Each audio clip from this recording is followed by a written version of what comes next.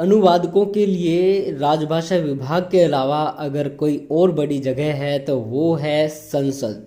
जी हाँ, भारत की संसद में दो सदन हैं, राज्यसभा और लोकसभा, और यहाँ पर अनुवादकों की आवश्यकता बिल्कुल होती है।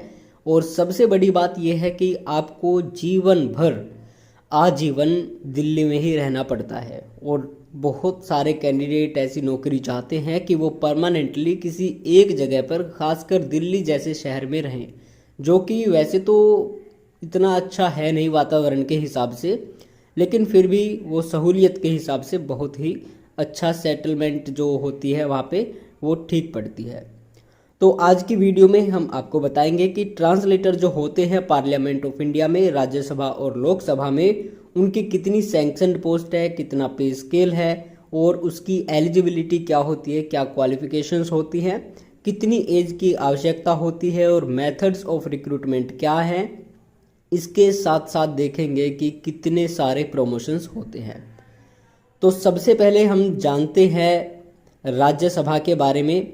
राज्यसभा में एक आप विंग कह सकते हैं, जैसे हर डिपार्टमेंट में, मिनिस्ट्री में एक राजभाषा का कैडर होता है, वैसे ही राज्यसभा में एडिटोरियल एंड ट्रांसलेशन सर्विस होती है।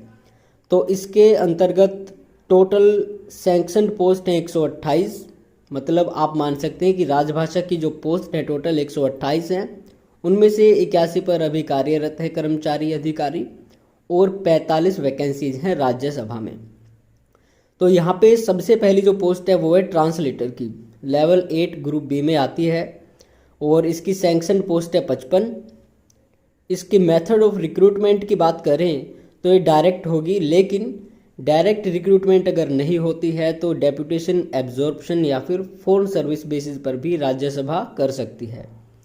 एलिजिबिलिटी की बात करें तो क्वालिफिकेशन आपकी होनी चाहिए, एमए हिंदी है तो इंग्लिश आपका सब्जेक्ट होना चाहिए ग्रेजुएशन में, एमए इंग्लिश है तो हिंदी आपका सब्जेक्ट होना चाहिए ग्रेजुएशन में। और यहाँ पे मीडियम ऑफ एग्जामिनेशन काम नहीं करता, सब्जेक्ट होना ज़रूरी है, चाहे वो कंपलसरी हो या इलेक्टिव हो।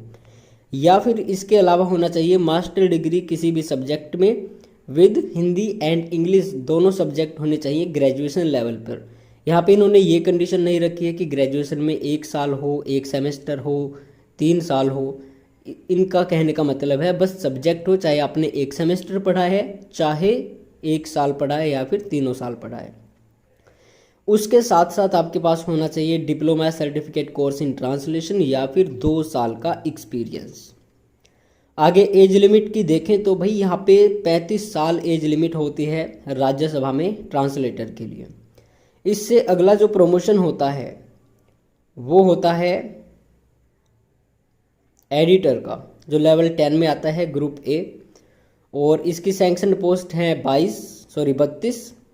और मेथड ऑफ रिक्रूटमेंट है प्रमोशन, और ये जो पोस्ट है वो डायरेक्ट रिक्रूटमेंट के बेसिस पर भी हो सकती है, डेपुटेशन, एब्जॉर्प्शन या फिर फॉरेन सर्विस बेसिस पर भी हो सकती है, लेकिन उसकी अवधि होगी केवल और केवल 2 साल।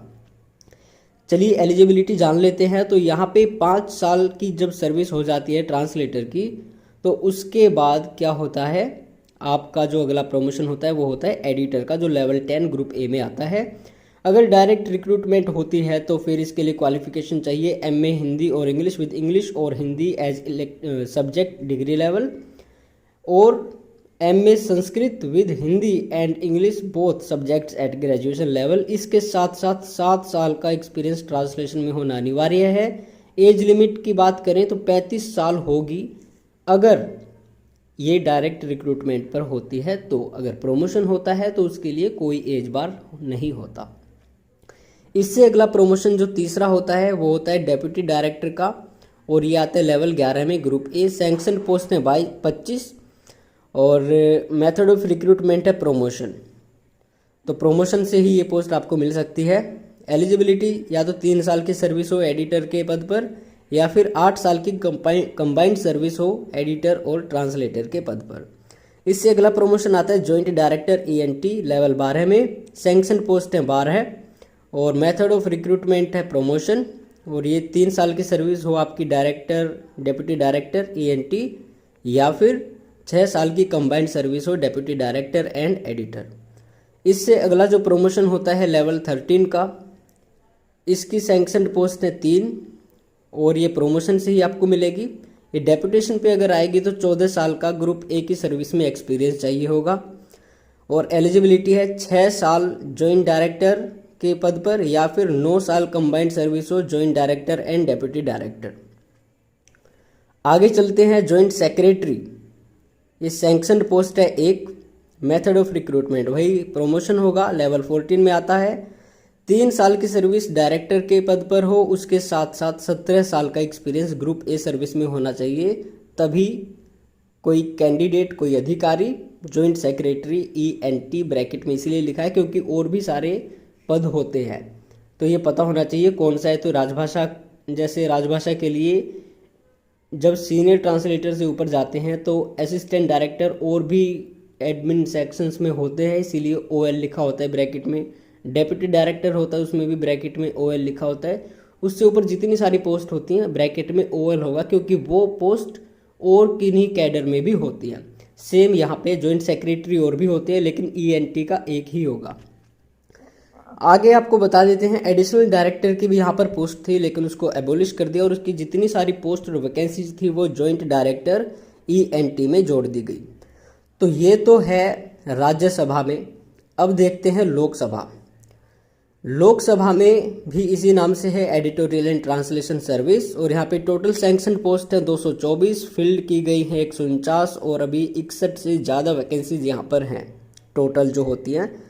तो यहाँ पे पहली पोस्ट होती है translator group B non gazetted, level 8 में आती है। सैंक्शनड पोस्ट है 105 और मेथड ऑफ रिक्रूटमेंट है डायरेक्ट। ये 100% डायरेक्ट पे होगा, उस पर डेपुटेशन बेसिस पे नहीं आएगा।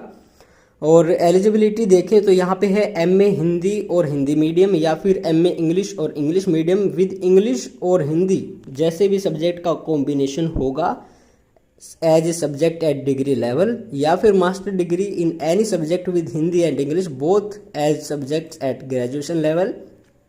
इनके साथ साथ diploma certificate course in translation या फिर 2 साल का एक्सपीरियंस इन ट्रांसलेशन आपका होना चाहिए। एज की यहाँ बात करें तो केवल 27 साल मिलती है और जिसको 2 साल का एक्सपीरियंस है उसके लिए 29 साल होगी। तो 27 साल प्लस आपकी जो भी कैटेगरी है उस हिसाब से आपको रिजर्वेशन मिलेगा, जो OBC के लिए 3 साल होता है, SC/ST के लिए 5 साल होता है और PWBD कैटेगरी के लिए 10 साल होता है।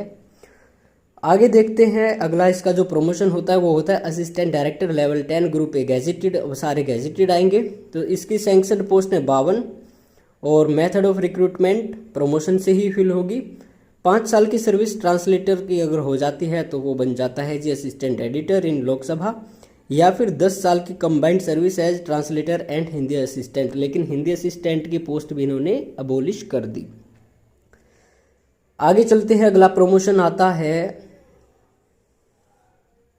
Editor level 11 group A gazetted. इनकी सैंक्शन पोस्ट है 42 और मेथड होगा जो रिक्रूटमेंट का वो प्रमोशन से ही भरी जाएंगी। एलिजिबिलिटी है 3 साल की सर्विस असिस्टेंट एडिटर के तौर पर या फिर 8 साल की combined service assistant editor and translator के पद पर। आगे चलते हैं, अगला आता है joint director level 12 group A gazetted. Sanction इसकी पोस्ट जो है वो है 22 और ये भी प्रमोशन से ही भरी जाएंगी आगे जितनी सारी हैं। तो इसकी एलिजिबिलिटी है या तो 3 साल आपने एडिटर के पद पर किए हों पूरे, या फिर 6 साल की combined service editor and assistant editor के पद पर। इसके आगे आती है एडिशनल डायरेक्टर ट्रांसलेशन। अब ब्रैकेट में ट्रांसलेशन आ जाएगा क्योंकि एडिशनल डायरेक्टर के और भी पद होते हैं। ग्रुप ए गैजेटेड है, लेकिन ये कहते हैं ये पोस्ट भी अबोलिश कर दी गई थी और इसकी जो पोस्ट वैकेंसीज थी 1/1/2019 के बाद, मतलब 19 से ये जॉइंट डायरेक्टर के पद में जोड़ दी गई थी। और अगला आता है लास्ट पोस्ट जो है हाईएस्ट पोस्ट होती है लोकसभा में, वो है director translation level 13 group A gazetted और इसकी सैंक्शन पोस्ट है केवल 3। ये भी प्रमोशन से ही फिल होगी। एलिजिबिलिटी है जिनकी अपॉइंटमेंट लोकसभा में 31/12/2015 को या फिर इससे पहले हुई है उनके लिए 7 साल की सर्विस जॉइंट डायरेक्टर के पद पर या फिर 10 साल की service joint director translation and editor के पद पर। आगे कहते हैं जिनकी ज्वाइनिंग, जो अपॉइंटमेंट जिनकी हुई है 1/1/2016 या उसके बाद, उनके लिए ये 7 साल हो जाएंगे 6 साल, और 10 साल की जगह हो जाएगा 9 साल। तो ये थी आपके लिए राज्यसभा और लोकसभा की सूचना, जानकारी। उम्मीद है आप सभी को ये जानकारी कहीं ना कहीं हेल्पफुल ज़रूर रहेगी। और आगे देखते हैं कि इंटरप्रेटर की जो इनके पद होते हैं राज्यसभा और लोकसभा में, उनके भी इसी हिसाब से देखते हैं कितनी सारी सैंक्शन पोस्ट है, क्या उनके रिक्रूटमेंट रूल्स हैं। और इसके साथ ही अब जो इसकी रिक्रूटमेंट के बारे में बात करें तो 2024 में राज्यसभा और लोकसभा में इतनी सारी वैकेंसीज हो चुकी हैं कि 2024 में रिक्रूटमेंट देखने को मिल सकती है।